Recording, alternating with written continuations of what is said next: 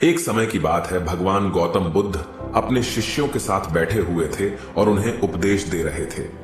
तब उन्होंने अपने शिष्यों से कहा, क्रोध इंसान का सबसे बड़ा दुश्मन है। क्रोध करने वाला व्यक्ति खुद को हानि पहुंचाता ही है, लेकिन दूसरों को भी हानि पहुंचाता है। वह प्रतिशोध की आग में जलता है और अपने जीवन को बर्बाद करता है।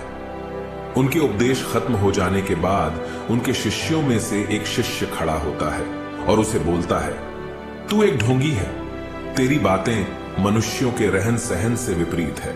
तू जो भी कहता है उसे अपने जीवन में अनुसरण नहीं करता और दूसरों को यह सब करने कहता है। जब उसका वह शिष्य गौतम बुद्ध को उल्टी सीधी बातें कह रहा था, तब गौतम बुद्ध ने कोई प्रतिक्रिया नहीं दी और वे शांत बैठे थे।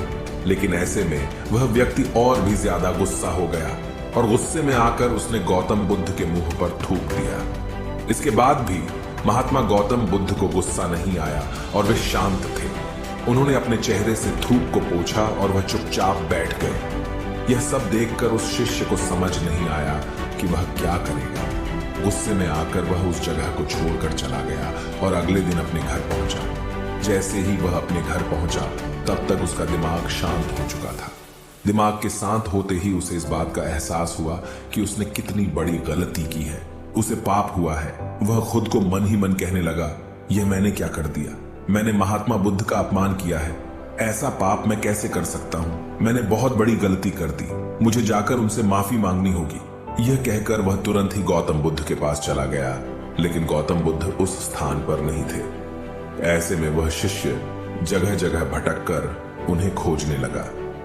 जैसे ही उसे महात्मा बुद्ध मिले, तो वह उनके पैरों पर गिर गया और उनसे कहने लगा, मुझे माफ कर दीजिए, मुझसे गलती हुई है। मैंने आपका अपमान किया है। मैंने यह बहुत बड़ा पाप किया है। यह सब देखकर गौतम बुद्ध ने उससे कहा, शांत हो जाओ, क्या बात है, मुझे बताओ, तुम कौन हो? गौतम बुद्ध के यह पूछने पर वह शिष्य चौंक गया। वह सोचने लगा कि महात्मा बुद्ध मुझे कैसे भूल सकते हैं? मैंने तो उनका अपमान किया था। यह सोचकर उसने महात्मा बुद्ध से पूछा, मैं वही शिष्य हूं जिससे कल आपका अपमान किया था और आप इतनी जल्दी मुझे भूल गए? महात्मा बुद्ध ने उस शिष्य से कहा, मैंने तो पहले ही वह स्थान छोड़ दिया है और तुम अभी तक वहीं खड़े हो।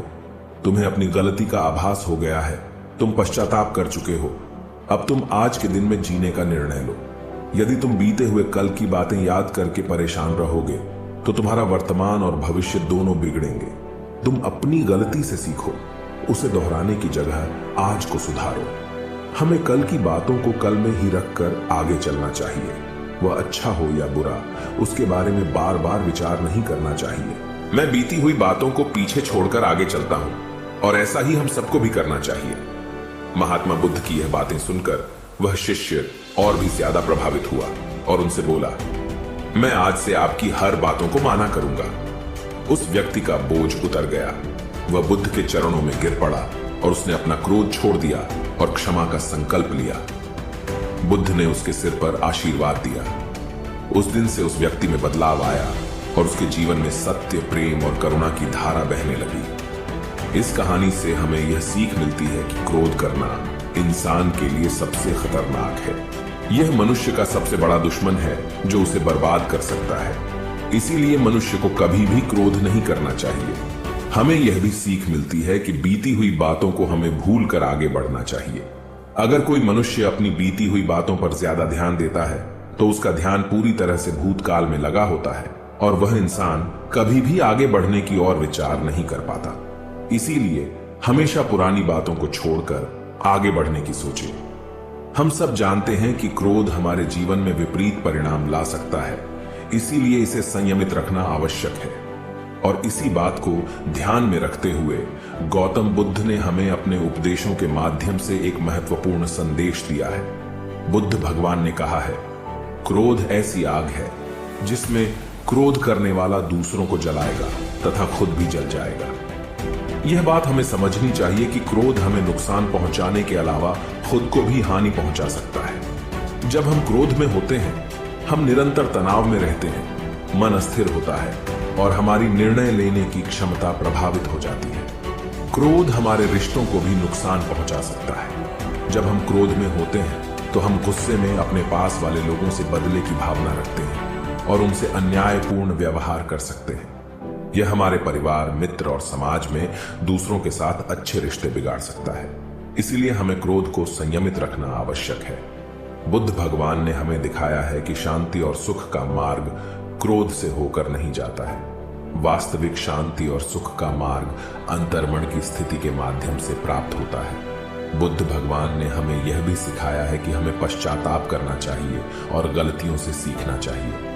जब हम पश्चाताप करते हैं तो हमारी अज्ञानता और दुष्कर्मों के प्रभाव से मुक्त होने का मार्ग खुलता है।